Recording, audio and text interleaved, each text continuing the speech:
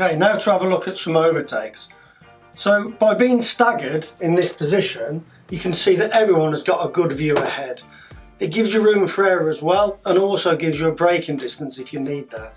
And the reason being, the distance between number 1 is always going to be greater than the distance between number 1 and 2. So their view ahead, they'll be able to see what's going on, and as we drop back down in the pairs, then this pair can see what's going on ahead of them as well. It gives a braking distance, it gives room for error, and also by being staggered it means that you know where each other are at all times. So don't ride next to each other and don't start grouping up and riding as a bunch.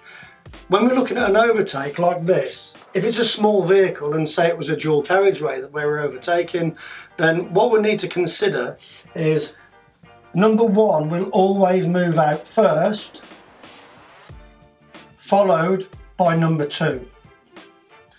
Now, as they move out, they can move out to a safe position to make the overtake.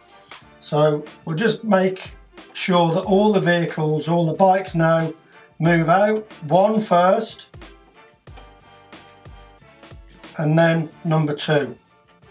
Now, as they've moved out, they've still got the same view, still with a little bit of room for error, and also with the ability to be able to move around in the lane. So if this number 2 decided that this car was moving over towards the line a little bit too far, then number 2 can start to move across into a much safer position, probably more so in the middle of the lane. But if the car stays where it is, then this kind of position is suitable to go past using the left and right wheel track in the overtaking position. Now, after the overtake, this is important. Rider number 1 goes past, rider number 2 goes past. Rider number 1 does not move over just because they've gone past. What they do is they work as a team now, and rider number 1 will wait until rider number 2 has cleared the vehicle and moved in.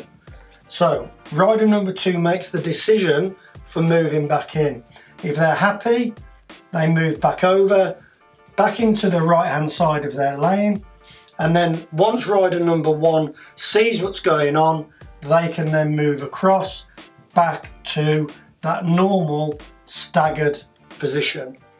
Now, just because rider number 1 moves out, it doesn't mean the 3rd or 4th pair start to move out too early. The reason being, you don't want to be out in the middle of an overtaking position about 800 meters before you reach the car. So have a look at what's going on, work as pairs, but then also work as a team, as a group as well. So this pair will then go for the overtake, this pair has moved on, and then when this pair gets into the position over here, they can then do exactly the same and start making the choice to move back into the driving lane or stay in the overtaking lane.